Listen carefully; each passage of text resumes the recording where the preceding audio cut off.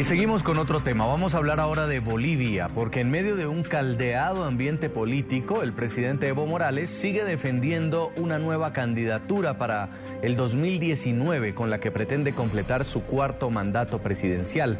Para la oposición, la iniciativa del mandatario indígena es inconstitucional y le recuerda que perdió un referendo en el que ya consultó a los ciudadanos sobre su continuidad en el poder. La Constitución en el 411 establece lo siguiente: la reforma parcial de la Constitución es por iniciativa popular o por una ley de reforma, o por una ley, no dice y. En ningún lado de la Constitución dice que el presidente puede habilitarse aunque renuncie. ¿Por qué no dice la Constitución? Porque renunciar sería menospreciar el voto del pueblo y el mandato que le han dado. Cuarto punto, están indicando una consulta al Tribunal Constitucional. Bueno, hay que recordarles que en 2013 el Tribunal Constitucional ya sacó una declaración constitucional en el cual indicó que hay un primer periodo de mandato y un segundo periodo de mandato, que es este. El libre abuso. Saludamos en La Paz al diputado Wilson Santamaría, él es subjefe de la bancada de la Unidad Demócrata. Diputado, bienvenido a la tarde. Un gusto, ¿cómo está Jason? Un placer saludarlo, aunque sea con este ingrato motivo que pretende electoralizar el ambiente otra vez en mi país. Muy buenas tardes, a sus órdenes. Pues sobre eso quería preguntarle. Los oficialistas, los que defienden a Evo Morales, han hablado de 4 vías para conseguir ese objetivo y quiero que las evaluemos una por una aquí con ustedes. Se está hablando de 2 propuestas para reformar parcialmente la Constitución, una que es la renuncia de Morales a concluir su actual mandato y una última que se ha denominado el método sandinista, dicen ellos. Los 2 primeros caminos están impulsando reformas al artículo 168 de la Constitución, que dice que un presidente puede tener hasta 2 mandatos continuos, pero para ello tienen que someterla a un referendo nuevamente, como el que ya en febrero perdió el presidente Evo Morales. ¿Cree usted que esta pueda ser una posibilidad? ¿Se va a volver a someter el partido Evo Morales a una consulta popular? A ver, empecemos por lo global. Ninguna de esas 4 vías o las 6 que expuso el vicepresidente el fin de semana en un medio de comunicación privado de mi país son constitucionales y desde luego pretenden vulnerar desde todo punto de vista un documento que ellos hicieron y la voluntad popular del pueblo expresada en las urnas. Empecemos por las 2 primeras. El artículo 411 establece en la Constitución de mi país el procedimiento para la modificación constitucional. Necesitan modificar el artículo 168, que es el que establece el tiempo del periodo que dura un presidente, una presidenta, un vicepresidente constitucionalmente electos. El artículo 411 es claro, dice a través de la iniciativa legislativa o la consulta ciudadana. Entonces, son ambas una misma opción que ellos agotaron. Con los 2/3 que tienen en la Asamblea, nos llevaron a un referéndum, hicieron la consulta ante el Tribunal Constitucional y atropellando la jurisprudencia constitucional, se hizo ese referéndum el 21 de febrero, en el que nos gastamos 140 millones de bolivianos por satisfacer el capricho de los gobernantes y lo perdieron, ¿no? Esto no funciona como la suerte sin blanca, pues. No es que uno hace referéndums hasta ganar, ¿no es cierto? Usted se imagina el desorden que se generaría si uno hiciera referéndums hasta lograr su cometido sin respetar la voluntad de la gente. Esa es la gran cuestionante que hoy el ciudadano tiene. Tercero, este método de la consulta constitucional, que muchos asemejan al método sandinista, yo no lo hallo tan parecido porque tendrías que ir a otro tribunal externo a mi país que reconozca, entre comillas, ese tu derecho personalísimo, diputado, de ser elector y de poder ser elegido también. Diputado, detengámonos en este punto, el del método sandinista. Ya usted habló sobre las primeras 2.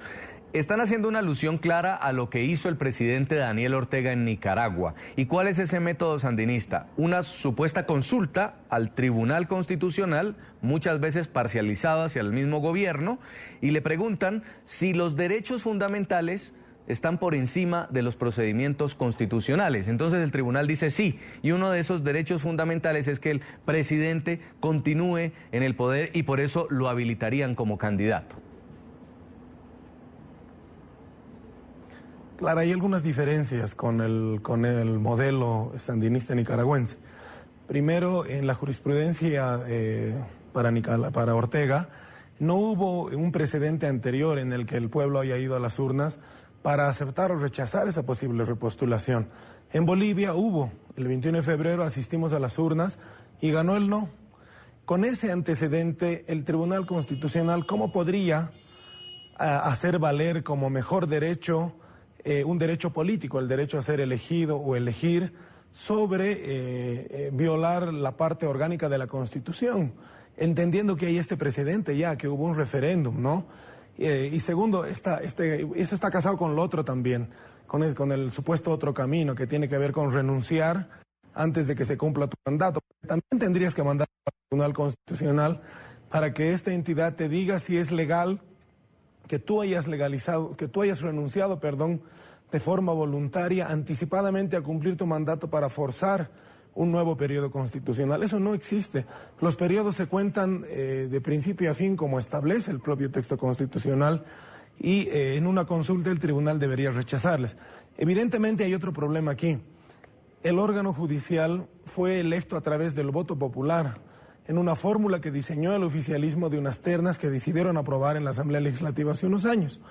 Hoy, esta tarde, cabalmente en unos minutos, vamos a iniciar una sesión de la Asamblea Legislativa porque han decidido procesar a 4 de 5 magistrados del Consejo de la Magistratura, que es el órgano, es la entidad que pertenece al órgano judicial encargada del régimen disciplinario dentro de todo el órgano judicial.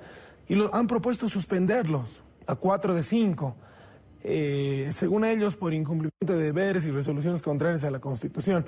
O sea, quiero plantearle en el fondo que todos estos miembros del órgano judicial fueron electos finalmente por la militancia del movimiento del socialismo.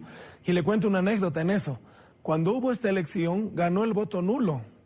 Todos los magistrados electos sacaron votación menor a la que sacó el voto nulo. A pesar de aquello, se los posesionó y están al frente de él el Tribunal Supremo de Justicia, el Tribunal Constitucional y el Consejo de la Magistratura. Desde luego que hay un nivel de dependencia de este órgano para con el gobierno, pero nosotros confiamos en que la voluntad popular, que obligará finalmente al ciudadano algún momento a salir a la calle a hacer escuchar su voz, obligue a estas instancias copadas por el gobierno a hacer respetar la majestad de la ley, impida puedan presentarse en un nuevo periodo constitucional sabiendo que perdieron un referéndum que ellos promovieron. Es que también quiero preguntarle por la última ruta, y es quizá para abogados, para constitucionalistas, para la oposición, la más disparatada de todas. Y es que dicen que si el presidente renuncia entre 6 meses y 1 año antes de culminar su periodo, entonces no se le cuenta como que fue presidente, como que no terminó su periodo y puede aspirar al siguiente mandato. ¿Esto se le puede hacer creer al pueblo boliviano? Es que esa es una barbaridad, es una irracionalidad jurídica que estudiante de Derecho en Latinoamérica comprende que se pretende forzar una interpretación antojadiza en beneficio de un sector. Y eso es lo que han hecho al final de cuentas. Han puesto varias opciones para confundir a la ciudadanía en el entendido de que cualquier camino es viable para procurar su aspiración, ¿no? Mucha gente me preguntó en la mañana qué vamos a hacer, cuándo vamos a marchar. Los políticos haremos nuestra tarea, pero yo creo que ahora la responsabilidad está en el ciudadano, que tiene que salir de la comodidad de criticar desde las redes sociales y ponerse en la calle para hacer respetar su decisión. No hay cabida para esa interpretación antojadiza, torcida, beneficiosa, sectaria, que quiere hacernos creer que con una renuncia anticipada, si tú renuncias anticipadamente es por 2 razones, o porque no te sientes capaz para concluir tu mandato enfrentando el cargo, o porque rechazas esa voluntad que el pueblo te dio en las urnas para elegirte y ocupes determinada responsabilidad. Y estamos hablando del cargo más importante que tiene mi país, el de presidenta o presidente del Estado plurinacional. Por lo tanto, yo creo que reflexionarán. Permítame decirle esto último también. Estamos a diciembre de 2016. Tenemos el 2017, el 2018 y hasta octubre del 2019.